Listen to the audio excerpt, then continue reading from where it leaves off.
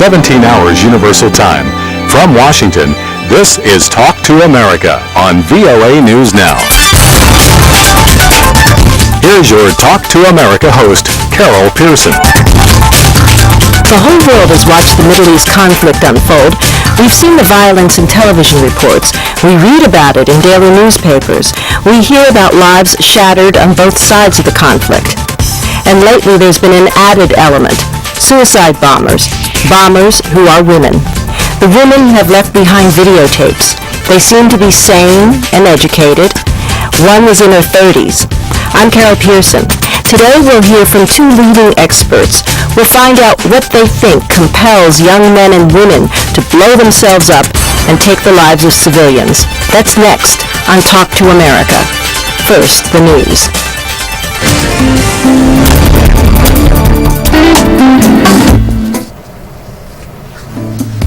Yasser Arafat is touring the war-battered city of Ramallah like a triumphant hero hours after the Israeli troops withdrew from his compound and released him from months of confinement. VOA's Meredith Buell reports. Greeted by a cheering crowd of hundreds of Palestinians, Chairman Yasser Arafat emerged in the sunlight and flashed a V for victory sign. Aides steadied the Palestinian leader as he walked down a small flight of steps into a waiting limousine. Mr. Arafat visited a local hospital and said prayers at a graveyard where Palestinians killed during the uprising against Israeli occupation are buried. He also toured Palestinian Authority buildings in Ramallah, which have been severely damaged during the Israeli military incursion into the city.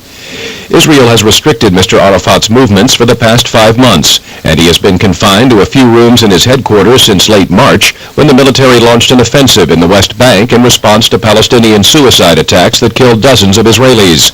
The Palestinian leader was released from confinement under a U.S. brokered deal that included the transfer of 6 wanted men in his compound to a prison in Jericho, where they are being monitored by American and British wardens. Meredith Buell, VOA News, Jerusalem.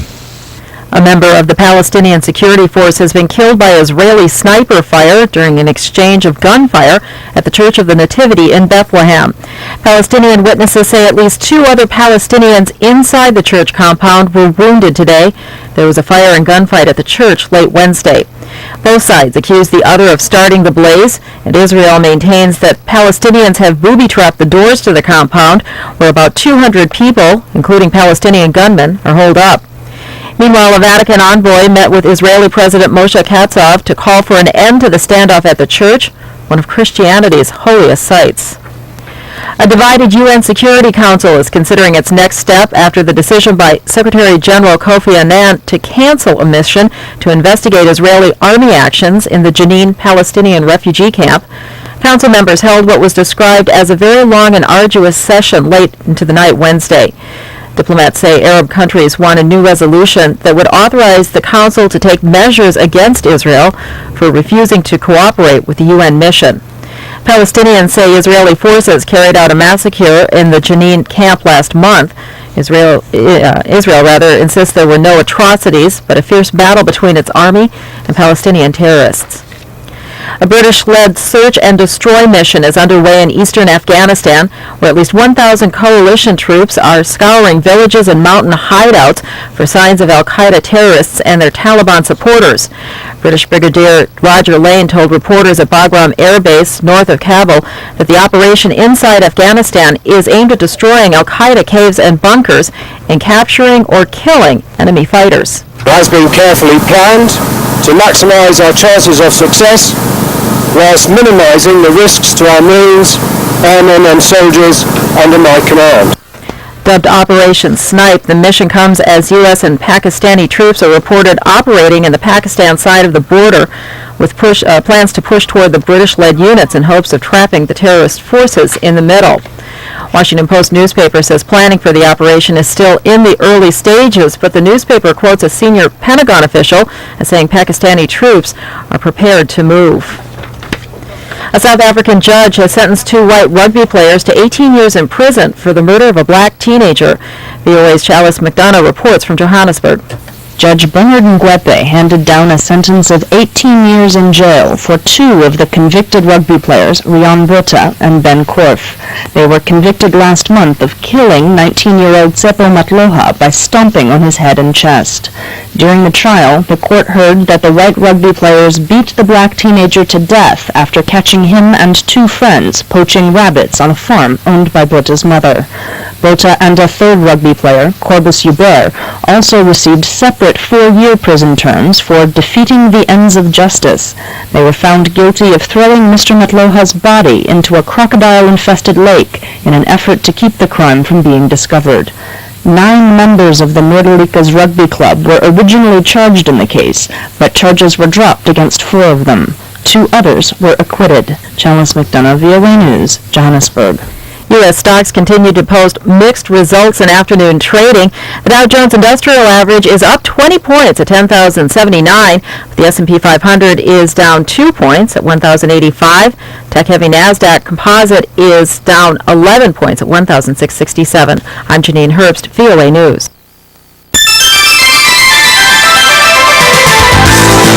Live from Studio 18 in Washington. This is Talk to America with Carol Pearson.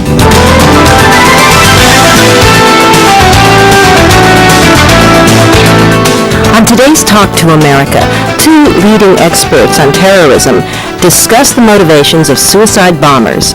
We invite you to call us now to participate in today's show. To do so, just ask your international operator to call the United States at 1-202-619-3111 and reverse the charges. If you do join us, please remember to turn the sound from your radio or television off and listen to the program through your telephone. Keeping the sound on will only confuse you and our other listeners. We hope to hear from you today on Talk to America. We're talking about suicide bombers today on Talk to America. My guests are Dr. Rona Fields. She's a psychologist, a sociologist, and an author. She's contributed to a 4-volume set called The Psychology of Terrorism, which will be published in August. Dr. Bruce Hoffman is also here. He's a terrorism expert with the RAND Corporation, and he's editor-in-chief of Studies in Conflict and Terrorism, a leading scholarly journal in that field. Talking about suicide bombers, if you're looking for a profile, Bruce, can we start with you? I mean, if you're looking at it, if you are a soldier in Israel and you're looking for someone who fits the profile, what would you look for? Well, I think in years past the profile was more distinct. It was usually young males between 18 and 22 years of age. In some sense, they were specifically recruited and had to be indoctrinated, persuaded, that is, and then ensured that they would actually carry out the mission they were being assigned. I think the problem in recent months is that suicide terrorism, unfortunately, has become much more prevalent, more prolific. I think there have been larger numbers of recruits, and what we've seen is not just young males, but women involved, older males with families and otherwise stable lives with jobs. Something that I think has tipped suicide terrorism, at least in recent weeks in Israel, into more of a mass movement. It is a mass movement. Is it a call to martyrdom? Is there some glory? It's a culture of martyrdom, and it's interesting and terrible. It's like a culture of mass suicide would be, and when there has been a culture valuing mass suicide, it's usually been a marginal or fringe cult group. Now what we're seeing is a call to martyrdom to masses, millions and millions of people all over the world, and it's identification with the martyr, with the victim as martyr. And this is very significant. It's the identification with the victim, which is a key to recruiting people into acts of vendetta, vengeance, violence, terrorism. And then identification with the victim as martyr, which can particularly direct the initiates to that kind of action. the profile of the terrorist, as I've derived it from many years of study of members of paramilitary, also known as terrorist organizations, is a pretty specific one. These are people who are very angry, who feel no guilt about their angry behaviors, although they feel guilty about a lot of other things. So they're not like sociopaths or psychopaths. And they're essentially righteously indignant, but they have another characteristic that's particularly relevant. These are people who have a higher than usual level of curiosity and a willingness to act on the curiosity in innovative ways. So you have the culture of martyrdom, the identification with the victim as martyr, and already a sense of anger and justification for that anger, no feeling of guilt about the angry act, and what I call a truncation at the level 2 of legal and moral development, this is the developmental studies, which is vendetta.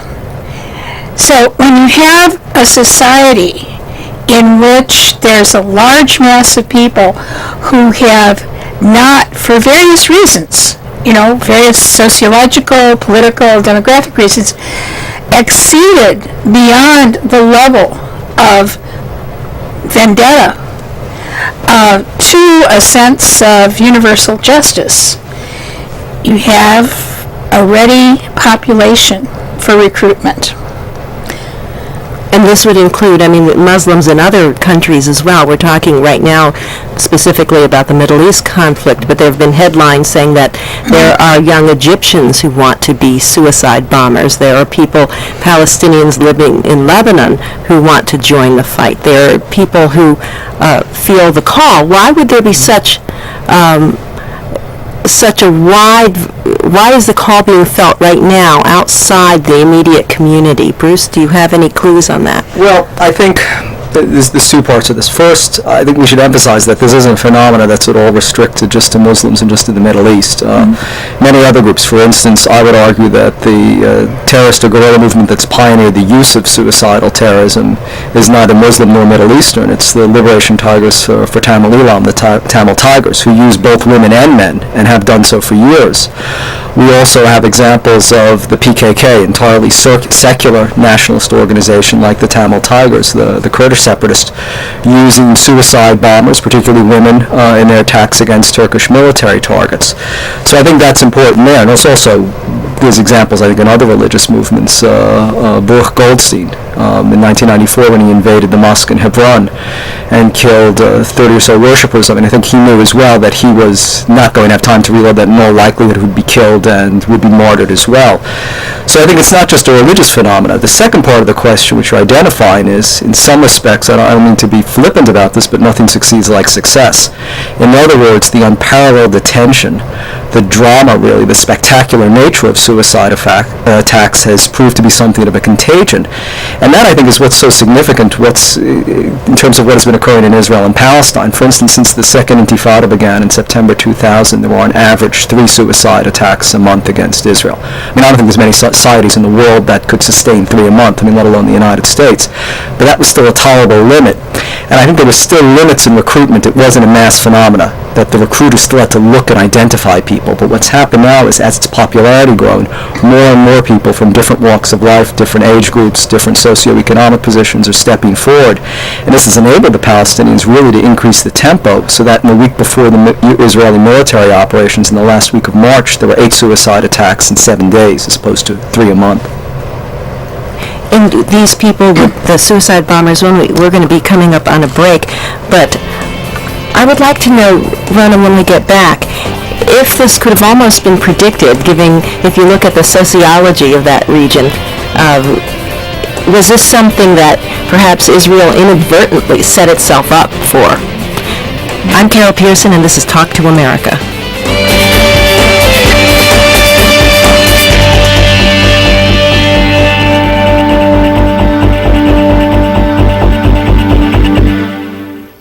Each year on May 3rd, World Press Freedom Day is celebrated. Terrorism and media is the theme for this year.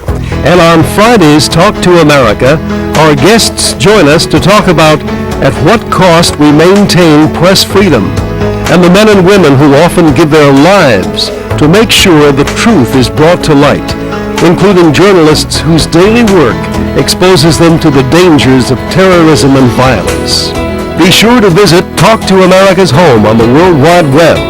There you will find information on upcoming and past shows, links for listening to or watching Talk to America on your computer.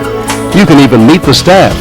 Our web address is www.voanews.com/talk. Be sure to join us Friday live at 17 hours Universal Time for Talk to America.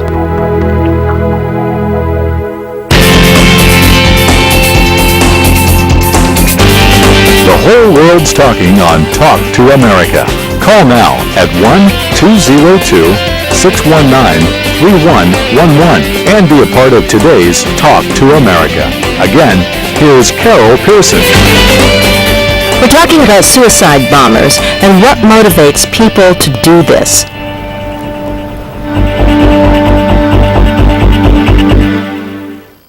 My guests are Dr. Rona Field. She's a psychologist, a sociologist, and an author. She has written a chapter in The Psychology of Terrorism, a 4-volume set that will be out in August. Dr. Bruce Hoffman is here with us. He is a terrorism expert at the RAND Corporation in Washington. He's a leading expert on terrorism.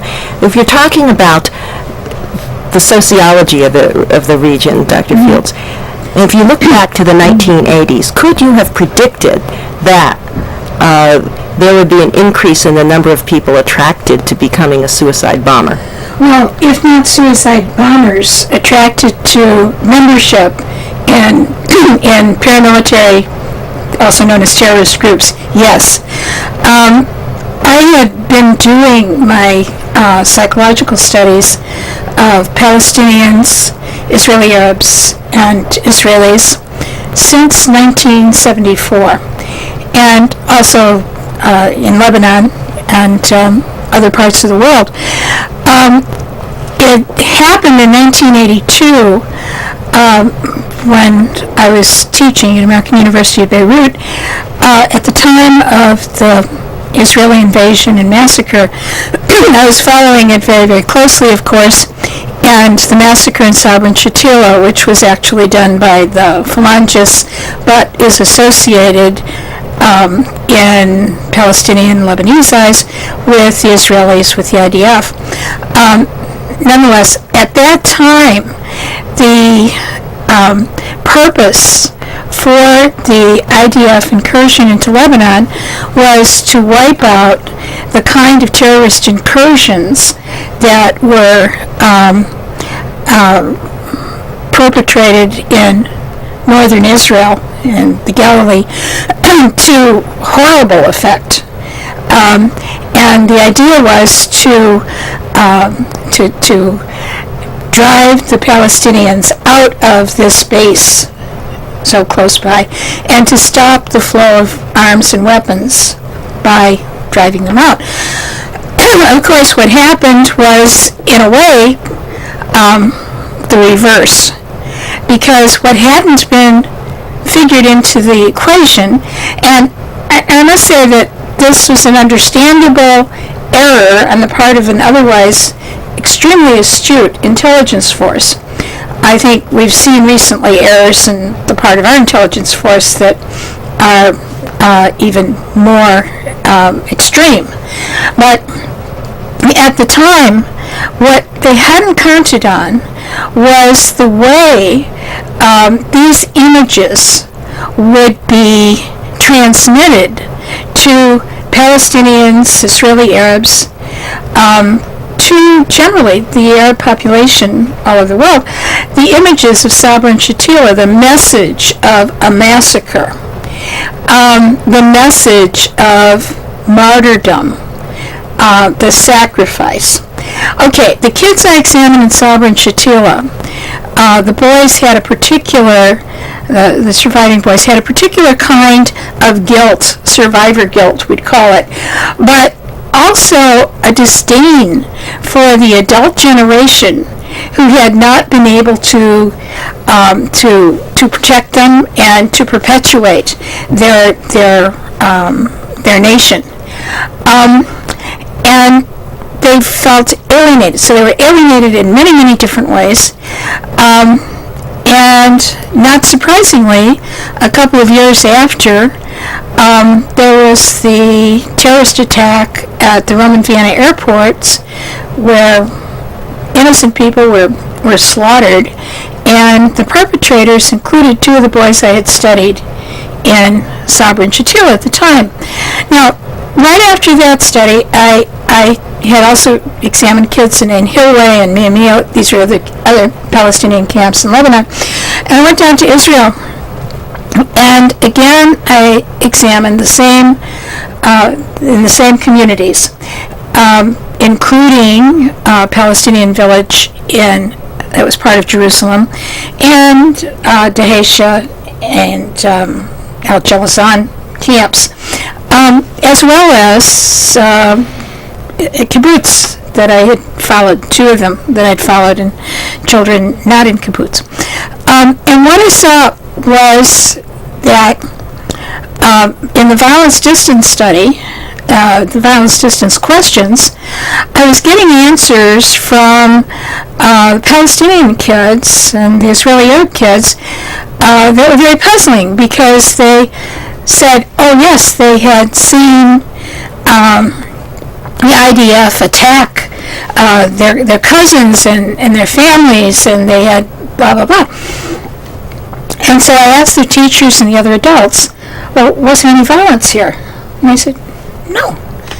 And I said, any bounties? No. They said, oh, they were watching television. And I realized then, from that plus the psychological tests that I've been doing, that these children had identified with the Palestinians in Lebanon who had been massacred. In their vernacular, had been massacred. And they had become intent on vendetta. Now, these were boys who were even less in shock than the children, the boys the same age, who had survived in Sabra and Shatila. Girls had a different attitude toward it. The girls were in a state of shock, which was it made them unable to talk about their personal experience, and they would simply rattle off things they'd been told about other incidents of Palestinian martyrdom, where they'd been slaughtered, all kinds of other incidents. But in Lebanon, the Palestinian girls had not related to the vendetta end of it. On the other hand, Palestinian girls, along with Palestinian boys, in Israel and in the camps, West Bank camps, did identify with the idea of victim martyrs. It was a very small thing at the time, amongst a whole lot of other findings, but that was the beginning of a shift and a change, where Israeli Arab children had been pretty much like their Israeli counterparts, although there was a beginning at that time of a very strong sense of a drive for civil rights and equality for the Arabs. But whereas they had been much like them, and the kids in the camps in the West Bank were different, there started to be a difference in my findings. It started in around 1983 and went on with increasingly identification of Israeli Arab boys particularly as Palestinians, and identification with what happened to other Palestinians all over. I think one of the sharpest points in this whole saga occurred in 1989 when the first Intifada happened. And the children I was examining in Beit Hashita, which is a kibbutz in the Jordan Valley, were shocked and horrified that their brothers, who they saw as really nice guys, really gentle guys who wouldn't hurt anybody, were being attacked by children the same age as they were when they were on duty in the West Bank. And they didn't understand. It was like the death of innocence. And it was a little bit like what happened here on 9/11, where how could we be the target? How did this anger happen? No one had really been following. Nobody had really been charting the growing anger, the identification. I did in my study, but it was very little in comparison to what needed to be done. Bruce, did you have comments? I saw you were taking some notes. Well, I'm an historian, so not a psychologist, so let me look at it from that perspective. I think on a tactical level, what one has seen is this pattern where, for instance, let's look at Fatah, for instance, in the late 1960s, early 1970s, when a group like the Popular Front for the Liberation of Palestine was pioneering international terrorism with a very dramatic and attention-riveting hijacking of airliners. Yasser Arafat and Fatah felt that they needed a way to also get into the limelight, and therefore the organization Black September was created, which was responsible for the Munich Olympic attack, the seizure of the Saudi embassy in Khartoum, and so on. What I see is tactically what was very interesting is obviously this became a proven weapon that Hamas and Palestine Islamic Jihad were using against Israel, getting tremendous amount of attention. And I think that in the aftermath of the collapse of the August 2000, or July and August 2000 Camp David talks, Arafat saw his popularity declining as well. And when the second Intifada began, he needed a way to compete with Hamas and Palestine Islamic Jihad. And that, I think, has been an important difference, that it's not just the religious organizations in Palestine engaging in suicide terrorism, but we have the Al-Aqsa brigades, which are entirely secular, and indeed where the two women terrorists came from. They were armed with the religious groups. That you find now Fatah and the secular groups getting involved in this, and that it radiating outwards from just small religious underground terrorist organizations to a much wider movement, with even the Palestine Authority becoming involved. Let's hear from Ikran in Pakistan. Hello, Ikran. What's your question, please, or comment? Yes, I have a comment. Well, I know the psyche of most men and women when they go for suicide bombing. They have informed us that if you give up your life for a secular cause, you will sit away and in the paradise, sit after your death. And when they are so oppressed, they don't have any other option left. Then they do go for this sort of thing. Because I don't think anyone gives up his life so easily. When you are giving your life, you simply see there is no other possibility, no other opportunity. And there's a lot been written about in the papers that have been following on the reports of the suicide bombers, that people felt like there was nothing out there for them. Yeah, well, one of the things that I question about that, and certainly people who join terrorist organizations, who are recruited into them, are generally people who are marginal in the society, who have a grief with the way things are distributed and their own being outside of the distribution pattern. And then they're not involved in the institutions of society and so forth. However, when we look at the suicide bombers, which I did in my chapter of the 90s, 93 to 96, and look at their friends who had the same or similar demographics and psychological characteristics, but did not commit suicide, even though they said they would if they could, what we see is the individual again. We'll have to discuss that when we come back. We've got to take a break for the news. Okay. Tomorrow, by the way, is May 3rd. It's Press Freedom Day. We'll discuss the cost that journalists pay, sometimes with their lives, to make sure the truth gets out. I'm Carol Pearson. Please stay with us as we discuss suicide bombers on Talk to America.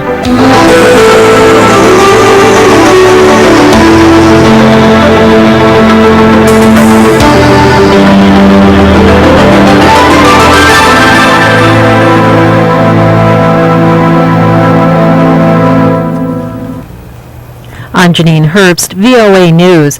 Palestinian leader Yasser Arafat is touring the war-battered West Bank city of Ramallah like a triumphant hero, hours after the Israeli troops withdrew from his compound and released him from months of confinement. A defiant Mr. Arafat flashed the V for Victory sign to cheering Palestinians as he emerged from his office. A member of the Palestinian Security Force has been killed by Israeli sniper fire during an exchange of gunfire at the Church of the Nativity in Bethlehem. Palestinian witnesses say at least 2 other Palestinians inside the church compound were wounded today. A divided UN Security Council is considering its next step after Secretary General Kofi Annan decided to cancel a mission to investigate Israeli army actions in the Jenin Palestinian refugee camp. Council members held what was described as a very long and arduous session late into the night on Wednesday. A British-led search and destroy mission is underway in eastern Afghanistan, where at least 1,000 coalition troops are scouring villages and mountain hideouts for signs of al-Qaeda terrorists and their Taliban supporters. Dubbed Operation Snipe, the mission comes as U.S. and Pakistani troops are reported operating on the Pakistan side of the border, plans to push toward the British-led units in hopes of trapping terrorist forces in the middle. India's ruling Hindu Nationalist Coalition says it will back an opposition motion to the upper house of parliament that expresses anguish over the deadly Hindu-Muslim rioting in the Gujarat state. Today's concession is widely seen as a move to head off a new round of heated parliamentary debate over Gujarat rioting. Gunmen believed to be Islamic militants have killed 31 people in 2 massacres in western Algeria. The killings took place overnight. No one has claimed responsibility. U.S. stocks continue to post mixed results in afternoon trading. The Dow Jones Industrial Average is up 20 points at 10,079. S&P 500 down 2. I'm Janine Herbst, VOA News. Welcome back to Talk to America. Here again is Carol Pearson. I've got 2 leading experts on terrorism here today, and we're talking about the profile of a suicide bomber.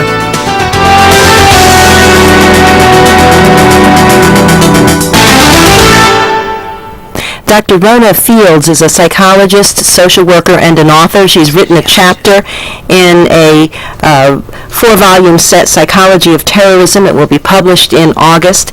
Dr. Bruce Hoffman is a terrorism expert with the RAND Corporation, and he can look at terrorism from a historical and political perspective. We're talking about what motivates people, and Dr. Fields, in the chapter that you wrote, which I was able to read, you talk about oppression and people who feel marginalized in their own societies, people who don't have the benefit of the law. And here you're talking, when we're talking about the Middle East conflict, children who have survived the Sabra and Shatila camp massacres, the horror of it, children who have seen it, even if they weren't involved in living in the camps at the time, and then children who have been exposed almost on a daily basis to terrorism and to violence, children who are from families that are very poor, where the unemployment rate is extremely high.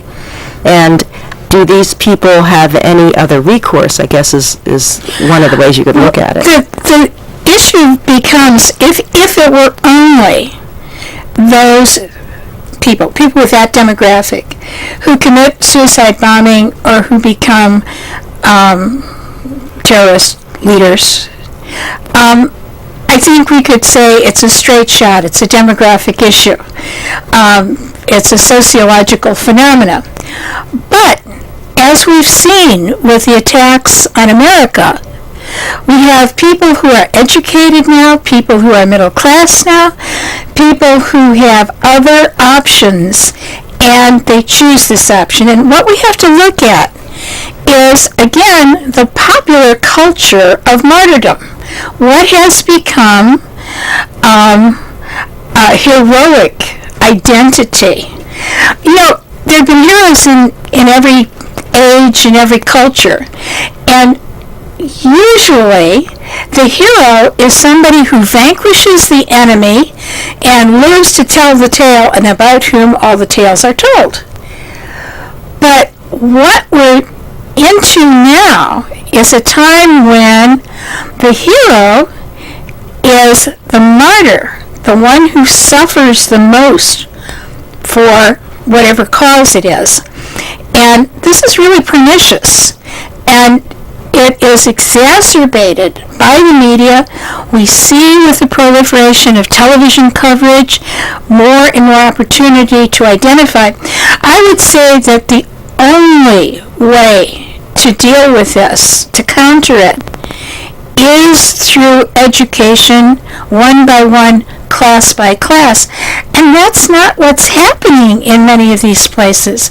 Instead of getting educated to recognize their own potential empowerment and to work towards a political life, a political action, children are getting educated in rote to repeat and memorize the names of martyr heroes. And that is going to perpetuate the cycle. It's not going to bring fresh air in and breathing room for children to make choices of other occupations. Bruce, would you say that there would also be the need to, education has been disrupted in the refugee camps. You have, if you're looking at it, I know you look at it from an historical and political point of view, but there's also the issue of Palestinians protesting for rights. Mm-hmm. Well, but I agree with that, but I'm a little bit uncomfortable that we're focused so much on Palestine and Israel. When you look, for instance, at the 19 hijackers who were responsible for the September 11th attacks, these are individuals from all comfortable socioeconomic backgrounds, well-educated, stable family lives, most instances growing up in Egypt or Saudi Arabia in the Gulf, no exposure to childhood trauma. The violence that Rona's very aptly described at Sabra and Shatila and Gaza or the West Bank. People, too, who left their native countries and from all indications were not radicals, but they were yet radicalized and were minted as suicide terrorists while they were in Europe, in a obviously safe, fairly comfortable, secure surroundings. And I think years ago one could have drawn more of these differences, that the suicide bombers were from poor backgrounds or had witnessed lots of violence. As Rona points out, I think what makes it so challenging now is we see people from different socioeconomic strata acquiring this, not in like the crucible of conflict in the Middle East, but in places like Hamburg or Paris or Brussels. I think if I had to reduce it to one sentence, I would say that for many of these people, they seek to achieve a notoriety in death that they couldn't achieve in life, and in this point that they're venerated, that they're on keychains and banners. But I think importantly too that there's enormous financial compensation for their families. All along it was estimated that it cost Hamas, for example, $500 to stage a suicide attack, and yet the families were paid at least $5,000. Now we have Saddam Hussein offering surpluses of $25,000. So there's also that incentive too. It's very hard to focus on just one cause. And I think not only is it something we have to combat, as Rona said, on an individual level, which is entirely correct, but also on an organizational one. You have many of these organizations having their own videotapes actively recruiting martyrdom, making it a form of normality. How do you stop that? Well, I think we have to realize, terrorism, to one extent or the other, is always a form of psychological warfare, and perhaps suicide terrorism is the ultimate form because it's, I think, meant to induce in society in general a sense of powerlessness, a loss of confidence in government because they can't protect you. So I think it's counter-psychology that undercuts these organizations and that gives them disincentives. But this has to really be two-pronged, both organizationally and individually. Now, there's some people who would argue, whether you're talking about suicide bombers in the Middle East or the people who flew into buildings in the United States, that they don't have the weapons that the countries that they're fighting against have, and so they use the weapons that are accessible to them. But given the weapons, the Palestinians, for example, are equipped with mortars. The Taliban and Al-Qaeda were equipped with all of the weapons they could want. They will still choose this particular path of martyr hero. So you have to make another way for them to become leaders in their societies or heroes in their societies. It has to begin to look like following the path of bin Laden is not the way to achieve respect, respectability, and hero status. That is not the direction.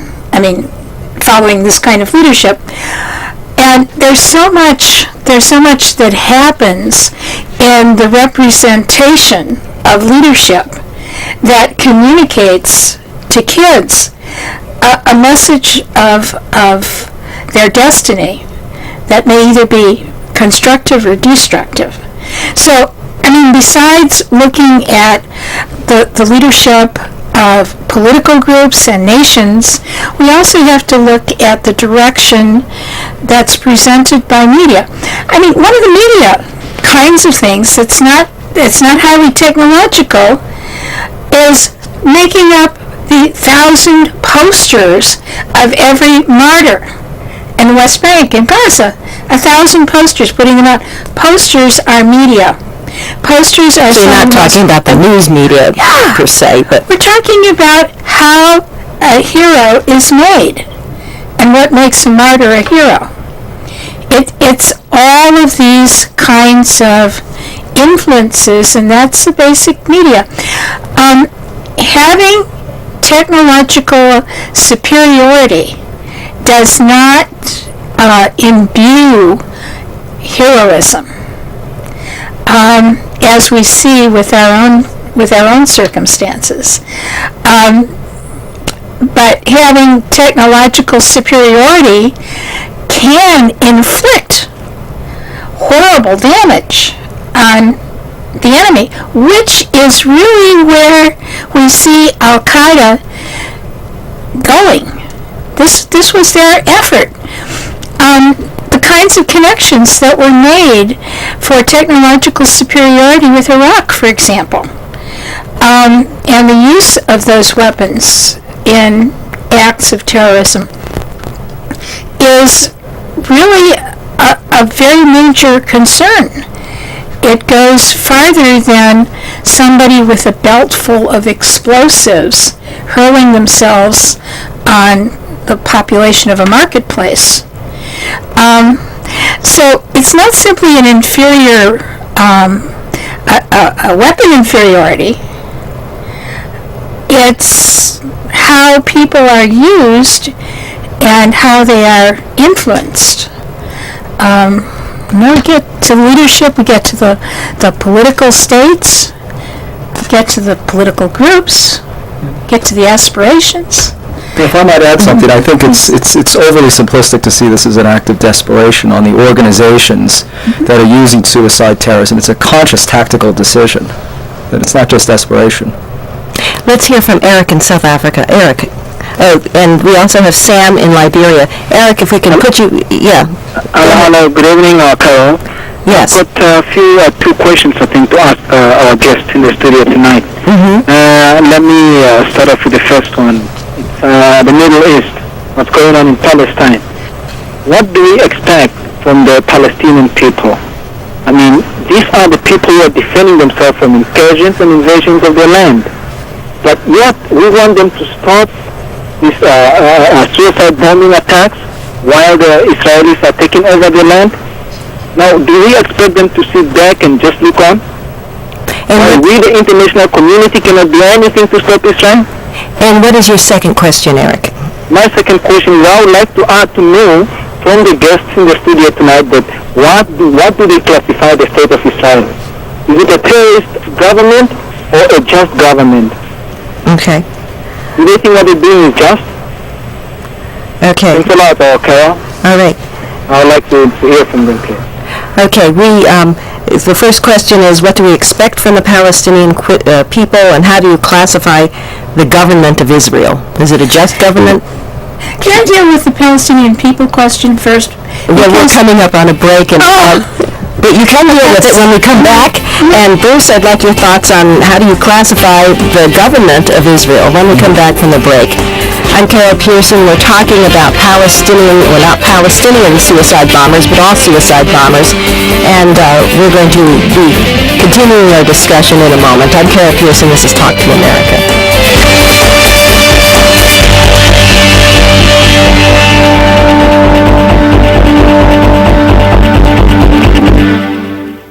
Each year on May 3rd, World Press Freedom Day is celebrated. Terrorism and media is the theme for this year. And on Friday's Talk to America, our guests join us to talk about at what cost we maintain press freedom and the men and women who often give their lives to make sure the truth is brought to light, including journalists whose daily work exposes them to the dangers of terrorism and violence. Be sure to visit Talk to America's home on the World Wide Web. There you will find information on upcoming and past shows, links for listening to or watching Talk to America on your computer. You can even meet the staff. Our web address is www.voanews.com/talk. Be sure to join us Friday live at 17 hours Universal Time for Talk to America.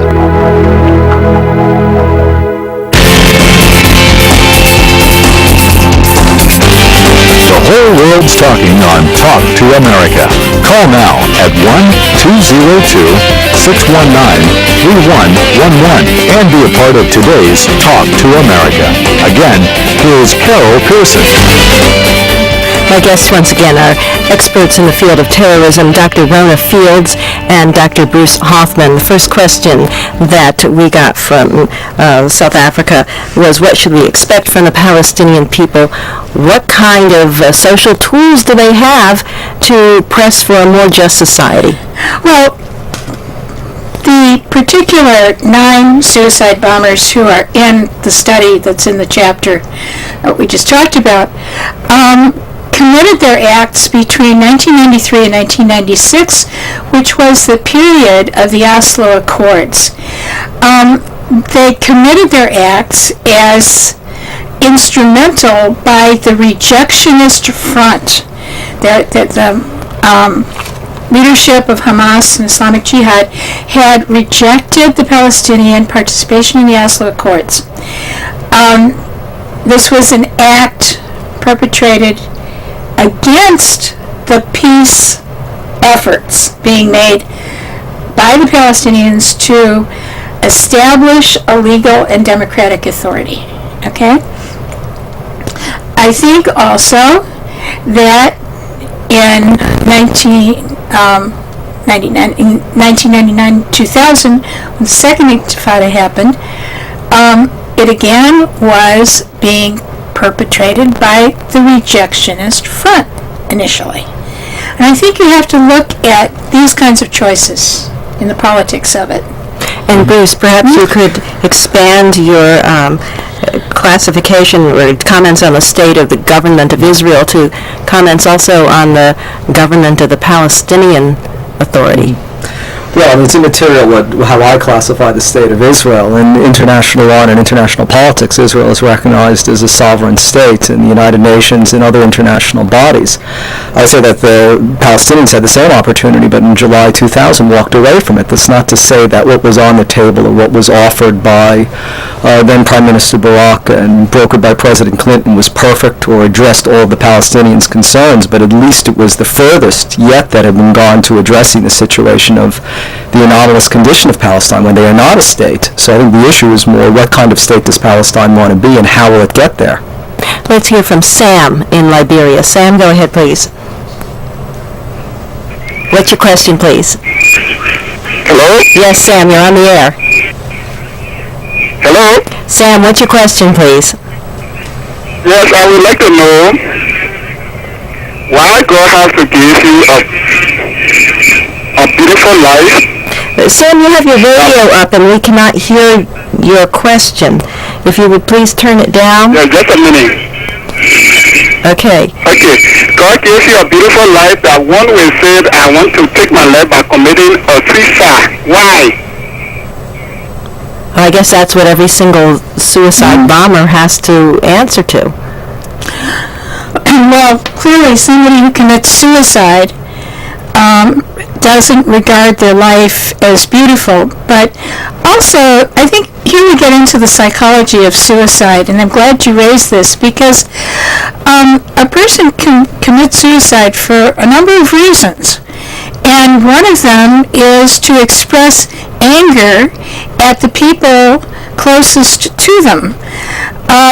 It's often an angry act. It's sometimes a despairing act. And it's sometimes the act of somebody who's lost contact with reality.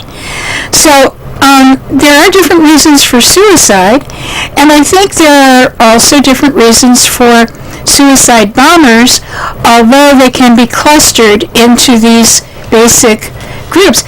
One of the things we talked about at the beginning of the program was the fact that young women are participating in this now, and granted they have in other instances, but the Palestinian ones are the ones I know the best or the most about.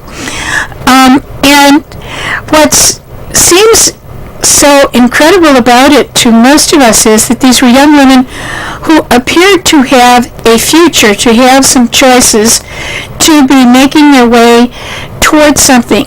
They came from a segment of the Arab world where women are most liberated. Palestinian women are amongst the most liberated of any of the Arab societies or Muslim societies. And they wanted something more. And the way I interpret this is that during the First Intifada, there was a strong emphasis on, in Gaza particularly, on Palestinian women being martyrs. They would be the mothers of martyrs, and they themselves were to martyr themselves in behalf of the cause. In this Intifada, it's as though Palestinian women are asking to be equal martyrs with men. It's a horrible thought, but it's just a thought about why somebody who's beautiful and talented and intelligent has options ahead of her in her life would choose to commit suicide, and why she would choose to do it in a way that killed others. Mohammed in Italy, do you have a question or a comment? Hello, Carol. Yes. Thank you very much for this opportunity. I would like to make a comment about suicide, and I think that suicide bombers are like other people who commit suicide are depressed people. And I think that in the Islamic world, the Palestinian problem is unique, because the rate of suicide in the Islamic societies is very low, because Islam condemns suicide, and I don't think that no scholar, Islamic scholar, can confirm that the people who commit suicide will go to paradise. I think that Palestinians are under a very frustrating situation, and people who those young that haven't experienced